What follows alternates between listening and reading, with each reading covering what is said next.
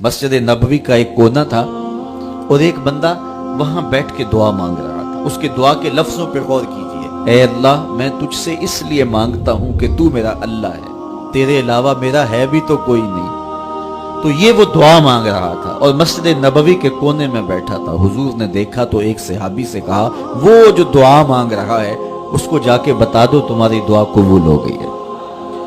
वो मांग इस ढब से रहा है। तो ये दुआ अपने रब से न्याज है, दुआ खुद इबादत है। जब तुम्हारी जरूरतों का कफील वो है तो फिर उससे नहीं मांगेंगे तो किससे मांगेंगे। और जब उससे बंदा मांगता है तो फिर वो मांगने वाले की लाज भी रखता है। इन्ना रब्बकुम हय्युन करीमुन यस्तही मिन अब्दिही इज़ा रफ़अ यदैहि अन यरुद्दहुमा सिफ़रा। तुम्हारा रब हया करने वाला करीम है।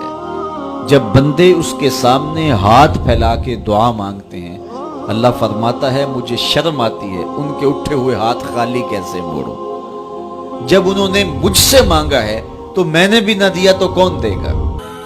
मैं एक सादी सी बात करता हूं, इतने लोग जितने लोग यहां बैठे हैं, अगर किसी दुनियादार के डेरे पे चले जाएं और उससे कोई चीज तलब करें और वो देने की इस्तात रखता हो तो वो क्या खाली लुटाएगा? वो कहेगा इतने लोग आगे हो तो डेरादारी की शान के खिलाफ है कि मैं इनको खाली लुटाऊं। तो जब ये दुनियादार खाली नहीं लुटाता तो रब कैसे खाली लुटाएगा। जब बंदे उसकी दहलीज पे चल के आ जाएं तो वो बंदों की जरूरतों का कफील है और उनके हर दर्द को जानता है और उनकी जरूरतों को पूरा करता है। उलमा ने कहा दुआ हर सूरत कबूल होती है। या तो ये है कि फौरन कबूल हो जाती है, जो मांगा फौरन मिल गया, और कभी ऐसा होता है कि फौरन नहीं मिलता, हिकमत होती है और फौरी देना मुनासिब नहीं होता तो उसको फौरी नहीं दिया जाता, लेकिन दुआ बाद में कुछ अरसे के बाद उसकी डिमांड पूरी कर दी जाती है। और कभी ऐसा होता है ना फौरी दिया जाता है ना बदेर दिया जाता है, उस दुआ को जखीरा कर लिया जाता है और हशर के दिन उसका बदला दिया जाएगा। और रिवायत में आता है हशर के दिन जब उन दुआओं का बदला दिया जाएगा जिनका बदला दुनिया में नहीं मिला था, तो लोग आरजू करेंगे काश के दुनिया में कोई दुआ कबूल ही ना हुई होती, सारे सिले आखिरत में मिलते।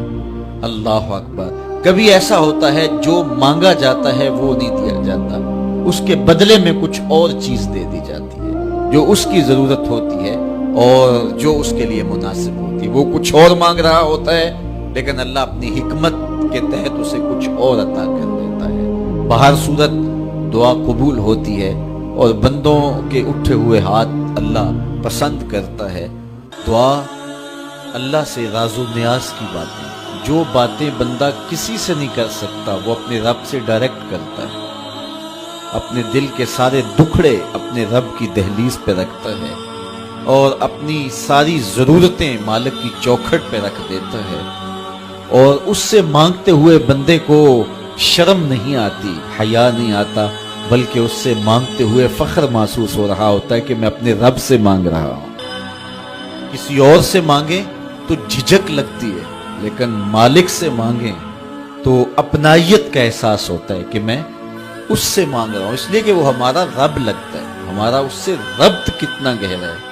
आज ये भी बहस चलती है नहीं मांगना चाहिए, फलां वक्त में नहीं मांगना चाहिए, तो वो कहता है मुझसे मांगो जब भी मांगो, मेरा दस्ते करम तुम्हें देने पे आमादा है।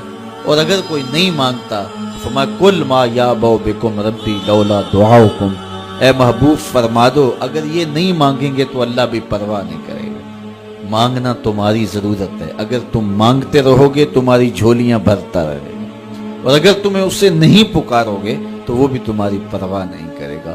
तो उसके हुजूर दुआएं मांगो, अपनी आरज़ुएं पेश करो, अपनी तमन्नाएं उसके हुजूर पेश करो।